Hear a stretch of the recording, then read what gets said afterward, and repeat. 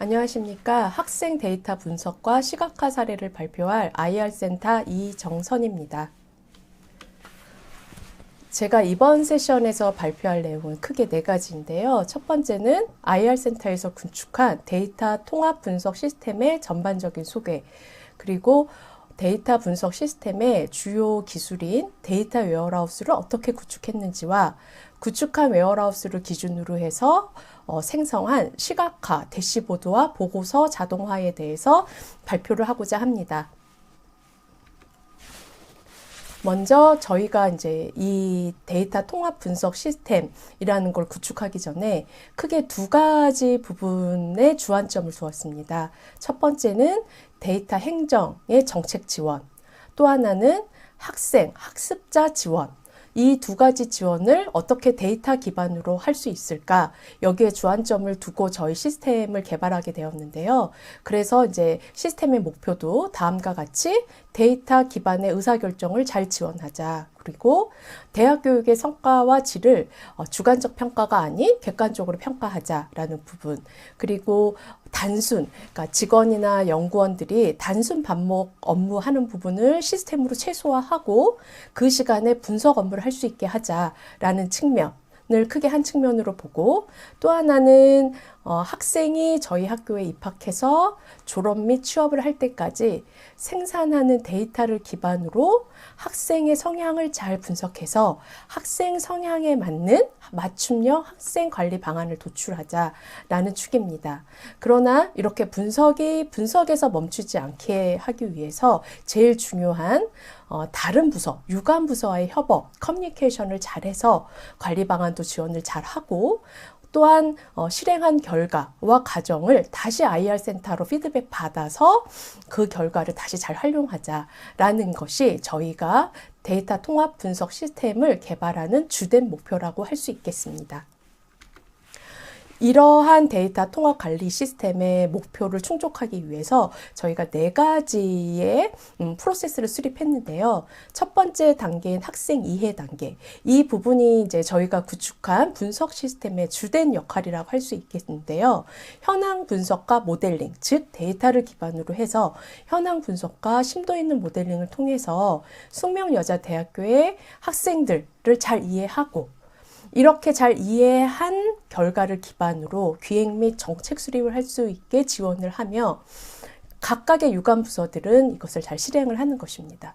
물론 실행은 실행, 분석은 분석, 이렇게 해서 분석에서 멈추는 게 아니라 실행한 결과를 다시 IR 센터로 잘 피드백을 받아서 그 피드백 결과를 다시 DW에 저희의 데이터 저장소에 적재를 해서 학생의 또 하나의 차원으로 정립을 해서 분석의 질을 향상하고, 이러한 피드백을 기준으로 학생의 이해를 더 높게 하자라는 취지하에 이렇게 네 가지 프로세스를 수립하였습니다.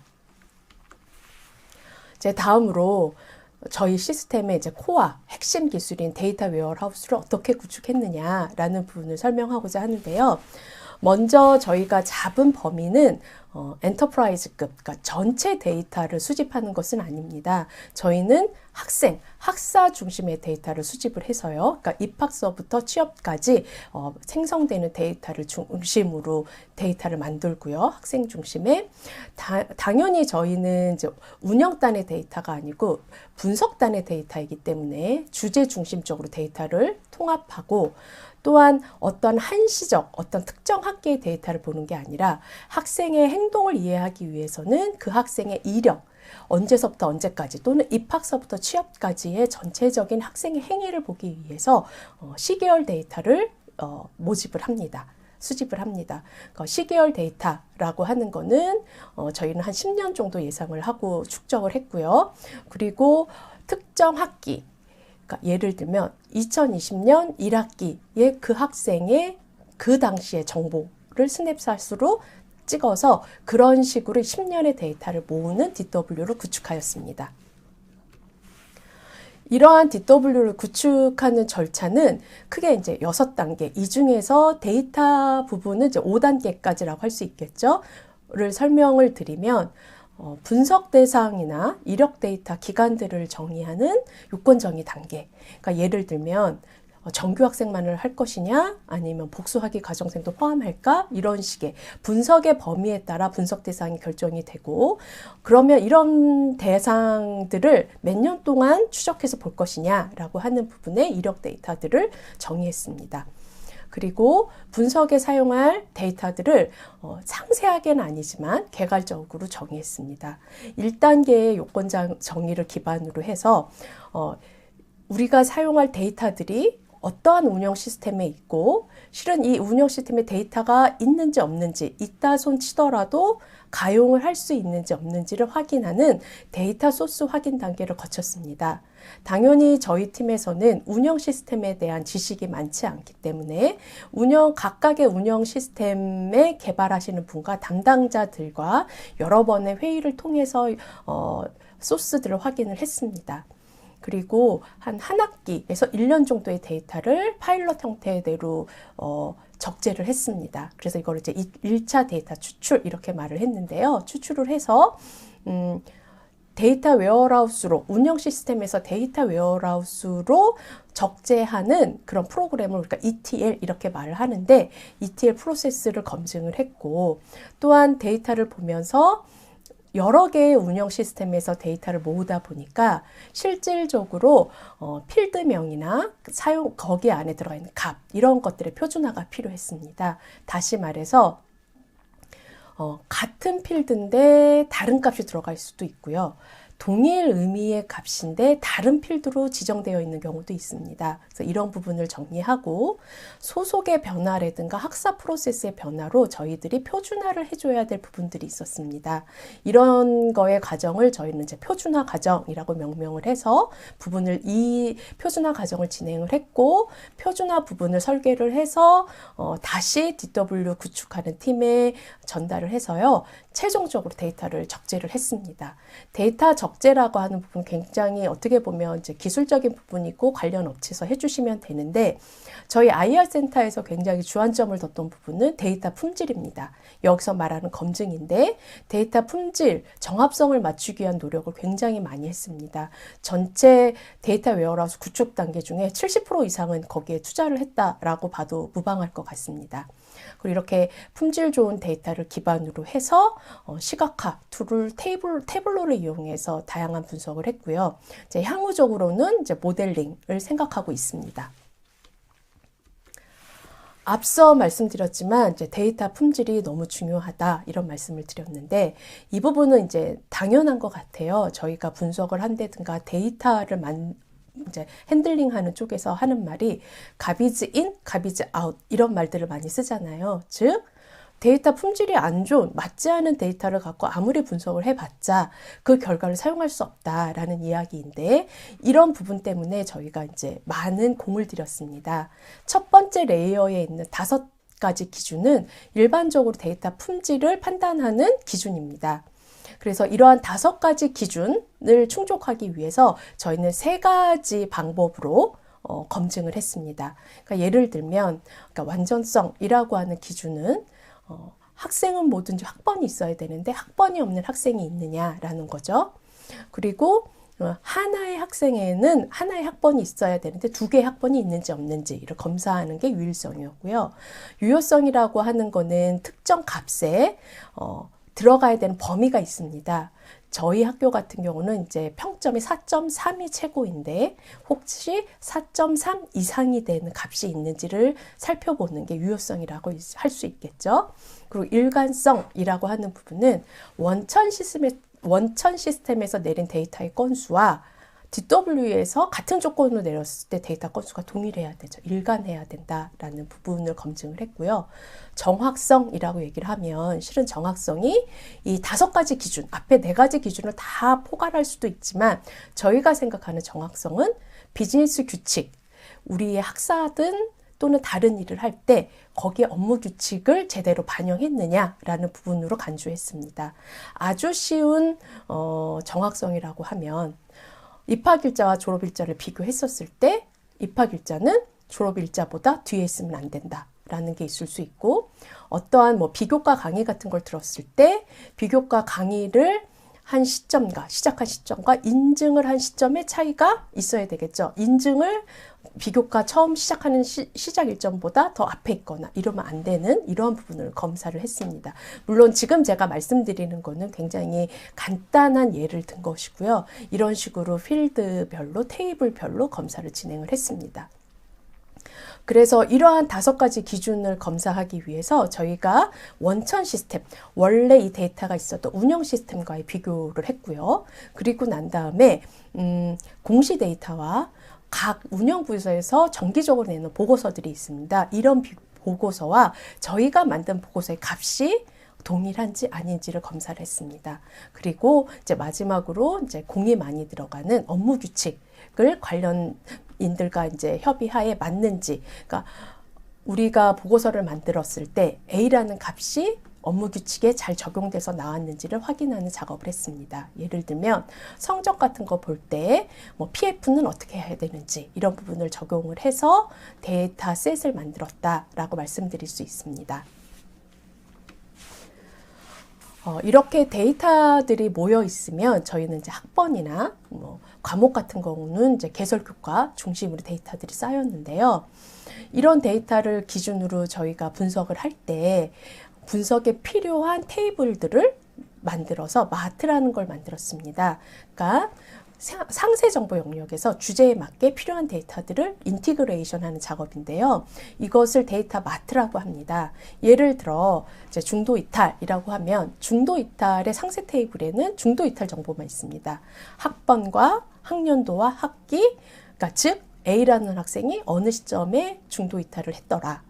그리고 중도 이탈한 사유는 무엇이더라 라는 정보가 있다면 이 정보만을 갖고 분석을 하기에는 좀 부족하기에 만약에 어떠한 입학 유형이 중도 이탈을 많이 하더라든가 성적이 어떤 경우에 또는 학점 이수를 중도 이탈 전에 얼마큼 했을까 이러한 정보를 보기 위해서는 관련된 정보들을 한 테이블에 모아두었습니다. 즉 입학 정보, 필요한 입학 정보, 성적 정보, 학적 정보들을 모았죠. 이렇게 모은 거를 중도 이탈이라고 하는데 중도 이탈 마트라고 하는데 이러한 마트를 생성하는 데는 장점과 단점이 있습니다. 먼저 단점부터 말씀을 드리면 테이블 사이징, 데이터 사이징 계속 커집니다. 중복된 데이터를 계속 포함을 하고 있기 때문에 마트별로 저희가 이러한 단점은 알고 있지만 마트를 만든 이유는 다음과 같은 이유에서였습니다. 첫 번째는 보고서 생성이나 분석 속도가 이제 빨라진다라는 거죠. 그러지 않고 만약에 분석을 할 때마다 데이터를 취합을 하게 되면 조인하는 시간이나 이런 데 시간이 좀 걸리는데 이미 만들어 놓은 거는 이제 속도가 좀 빠르고 그것보다 더 중요한 거는 저희가 분석을 하고 시각화를 하고 또 모델링을 하고 하는 최종 사용자는 실질적으로 데이터베이스의 지식이 높지 않습니다. 비즈니스적 인사이트가 높은 분들이지 데이터베이스나 뭐 SQL 또는 쿼리의 지식이 높지 않은 분들이기 때문에 그분들에게 이러한 작업을 하게 함은 실은 분석을 하는 시간보다 앞단에 데이터 핸들링을 하는 시간이 더 많기 때문에 저희는 분석의 질을 함양하기 위해서 앞단에 분석 마트를 이미 만들어 놓고 시작을 하는 방향성을 선정했습니다.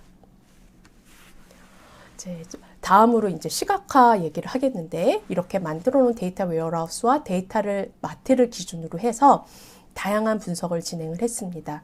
이제 왼쪽에 보이는 재적 현황, 중도 이탈 현황, 교과 교육과적 현황 이런 부분들이 이제 저희가 분석 주제로 잡은 실예들이고요. 실질적으로 여기에 더 세부 영역들이 들어가 있습니다. 이러한 현황 보고서 유형마다 저희가 실은 마트를 거의 하나씩 만들었습니다.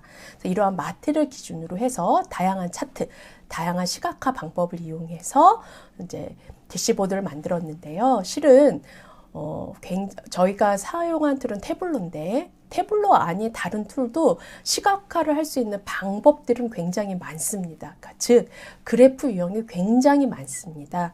그러나 여기서 적합한 그래프를 선택하는 시각화의 기준은 저희는 데이터의 유형, 즉 데이터가 갖고 있는 카테고리, 범주가 몇 개 정도 있느냐, 또 데이터의 양은 어떠냐, 그리고 데이터 값의 범위는 어떠냐라는 것을 기준으로 이제 시각화 방법들을 골라내었고 되고, 그리고 이제 여러 번의 회의를 통해 주기적으로 저희가 회의를 했거든요. 회의를 통해서 가장 적절하게 보여질 수 있는, 우리가 강조하고 싶은 것이 잘 보이는 차트를 계속 수정해서 나아갔습니다.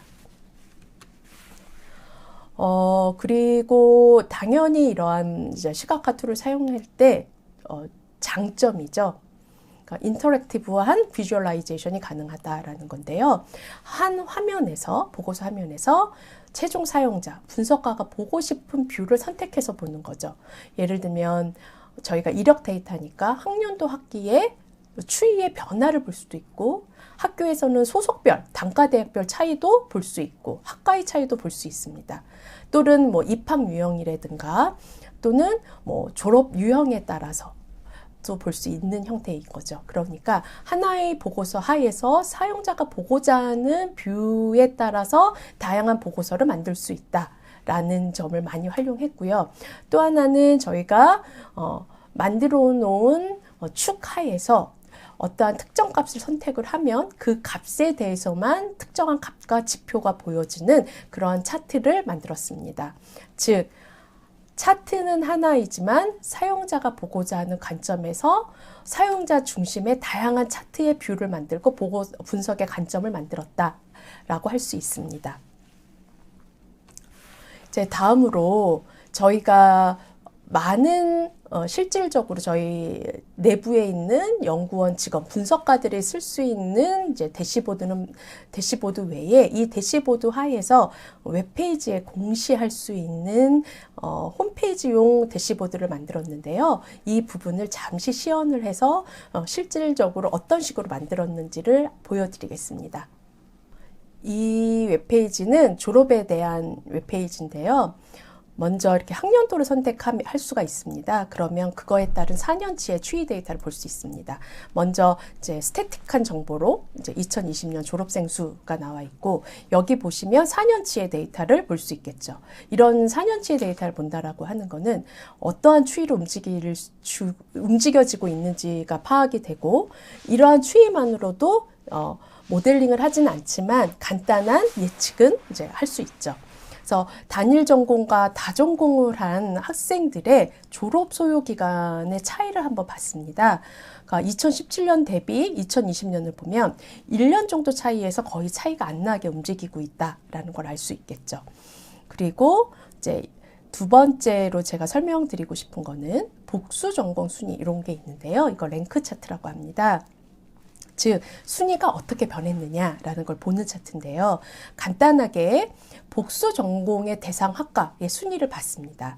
4년치를 봤는데 2020년을 기준으로 봤었을 때 1등은 경영학부입니다. 경영학부가 4년 동안 계속 1등을 하고 있죠. 그러니까 경영학부를 가장 많은 복수 전공을 한다라고 말씀을 드릴 수 있겠고요. 통계학과를 보면 2017년, 19년에는 9등 11등 으로 복수 전공 대상 학과였는데 이제 19년, 20년이 되면서 이렇게 순위가 올라왔죠. 아마도 빅데이터 이런 부분, 데이터 분석의 중요도 때문에 복수 전공을 많이 하지 않을까라고 생각이 듭니다. 그 다음에 저희 학교에서 하고 있는 연계 전공의 순위도 봤는데요. 4년 동안 1, 2, 3, 4, 5등이 약간씩은 변동은 있지만 복수 전공처럼 큰 차이는 보이지 않습니다. 지금은 전체 제일학과, 제일 전공을 한 학생들이 복수 전공을 어디를 가장 많이 했느냐라는 게 지금 보여드린 우선순위, 순위 차트라고 하면 지금 보여드리고자 하는 부분은 과별로 졸업생들이 복수와 연계의 전공을 어떻게 했느냐라는 것을 보여주는 차트입니다. 이 차트의 특징은 왼쪽 축과 오른쪽 축의 연관도를 잘 볼 수 있는 거죠. 저희 쪽에서는 왼쪽 축이 학과, 제일 전공 학과고 오른쪽 축이 복수 전공 학과나 연계 전공 학과입니다. 먼저 복수 전공 학과에 대해서 말씀을 드리겠습니다. 즉 한국어 문학부를 선택을 했었을 때 한국어 문학부가 많이 선택하는 복수 전공 무엇이냐? 그때 경영학부, 미디어학부, 문헌정보학이다라는 걸 알 수 있겠죠. 이런 식으로 저희가 대시보드를 만들었고요. 이건 한 예임을 다시 한번 말씀드리겠습니다. 이제 다시 파워포인트로 넘어가서 마지막인데요. 저희가 데이터 웨어하우스를 이용해서 보고서를 자동화하는 프로세스를 만들었습니다. 그러니까 데이터 웨어하우스와 이제 태블로라는 시각화 툴, 분석 보고서 툴을 이용해서 만들었는데요. 학교에서는 뭐 학기별 또는 뭐 더 자주 있을 수도 있지만 일반적으로 학기별로 여러 가지 학생들의 만족도를 설문조사합니다. 이런 설문조사를 잘 분석을 해서 학과별로 동일한 유형의 내용의 보고서를 배송을 합니다. 그래서 이런 부분을 좀 자동화하자라는 측면에서 이러한 취지에서 저희가 저희의 통합관리 시스템을 이용해서 이러한 프로세스를 자동화하는 과정을 거쳤습니다. 물론 자동화라고 하는 게 처음부터 끝까지냐라고 하면 그건 아니고요. 분석가가 해야 할 부분은 있습니다. 데이터를 처리하고 보고서의 내용을 과별로 쓰고 하는 부분은 당연히 자동화가 되지 않는 부분입니다. 그러나 첫 번째 단계에서 우리가 기존에 했던 방법을 보면 운영 시스템에서 데이터를 다운로드를 직접 받고 그 받은 데이터를 데이터 처리를 해줍니다. 그리고 엑셀로 시각화를 하고 보고서 내용을 한글로 작성을 하고 그리고 난 다음에 PDF로 변환을 해서 배포를 합니다. 이러한 일련의 과정들을 좀 더 간편하게 쉽게 그리고 반복적인 업무는 자동화하자 라고 해서 저희가 만든 프로세스는 아래에 있는 시스템입니다. 프로세스입니다. 데이터 웨어하우스에 관련된 정보들을 넣고 구글 시트에서 분석한 내용들을 정리해서 이 두 DW와 분석 시트를 잘 정리해서 마트를 만들었습니다. 그래서 이 마트에 연결을 해서 시각화서부터 보고서 배포까지는 한 가지 프로세스, 태블로 하나의 툴에서 이루어집니다. 즉, 저희가 세 가지 툴을 이용해서 했던 거를 한 가지 툴로 바꾸게 되는 형상이 되는 거죠. 그래서 이런 작업을 했고요. 실은 저희가 51개 학과가 있고 전체적으로 한 개의 보고서를 내보내는데 이런 부분을 하게 되면 52회를 이제 반복을 하게 되는데요. 이거를 한 번에 보고서에서 진행을 하는 거죠. 물론 51개 학과에 대해서 필터해서 선택은 해줘야 되지만 아까 인터랙티브 차트를 보셨듯이 하나의 보고서 화면에서 이것을 다 진행을 하게 됩니다. 이렇게 됨으로 해서 단순 반복 업무를 감소시킴으로 해서 저희 이제 분석가들은 연구원들이나 직업분들은 새로운 인사이트를 추가를 했죠. 예를 들면 주관식 분석을 추가해서 텍스트 마이닝을 진행했습니다. 어떤 식으로 보고서를 자동화했느냐라는 부분을 좀 더 설명드리기 위해서 마지막으로 자동화 프로세스를 설명을 드리겠습니다. 데이터, DW의 데이터를 적재를 시켰고요. 그리고 구글 시트를 통해서 만족도에 대한 보고 내용, 어떻게 보고서를 쓸까, 과별로 내용이 다르니까 그걸 정리를 했습니다. 그리고 난 다음에 이거는 이제 DW, 데이터 단위죠. 그리고 보고서 템플릿을 만들었습니다. 즉, 우리가 교육과정 만족도를 어떤 식으로 보여줄까, 어떤 데이터를 어떻게 넣을까라는 부분을 만들었고요. 이 템플릿이 만들어지고 나서 데이터를 실제 적재를 하고 적용을 하고 맞는지 틀리는지 검수하고 학과별로 보고서를 생성해서 PDF 양식으로 이제 태블로에서 생성을 해서 배포를 하는 형태를 거쳤습니다. 그러니까 보고서 템플릿이라고 해서 매 학기별로 이런 식으로 보고서를 만들자 하는 디자인을 했고 저절로 이렇게 템플릿이 만들어지면 데이터를 연결을 해서 이 템플릿에 데이터가 뿌려지는 형상이 되는 건데요. 이러한 데이터 연결서부터 보고서 배포까지를 스케줄링이라는 기능을 활용해서 자동화 프로세스를 거쳤습니다. 즉 설정한 주기, 이건 학기별이다 또는 학기별의 무슨 날짜에 이거를 데이터를 가져와서 이 템플릿을 보고서를 만들어야 된다라는 주기와 조건에 따라 데이터 연결서부터 보고서 개발 및 그 다음에 배포까지를 자동화로 잡았습니다. 이게 저희가 이제 많은 만족도 분석 중에 만족도 보고서 중에 지금 한 개 교육 과정을 진행을 했고요. 이러한 진행 과정을 할 수 있는 거는 단순 반복적으로 진행되는 그런 보고서일 때 가능한 거죠. 예를 들면 과별로 다르게 나가야 된다거나 하는 거는 이제 이런 부분이 될 수 없겠죠. 저희가 지금까지 어떻게 DW를 구축을 했고 시각화를 어떻게 했고 만족도 보고서를 어떻게 자동화했는지에 대해서 짧은 시간 동안 제가 발표를 했는데요.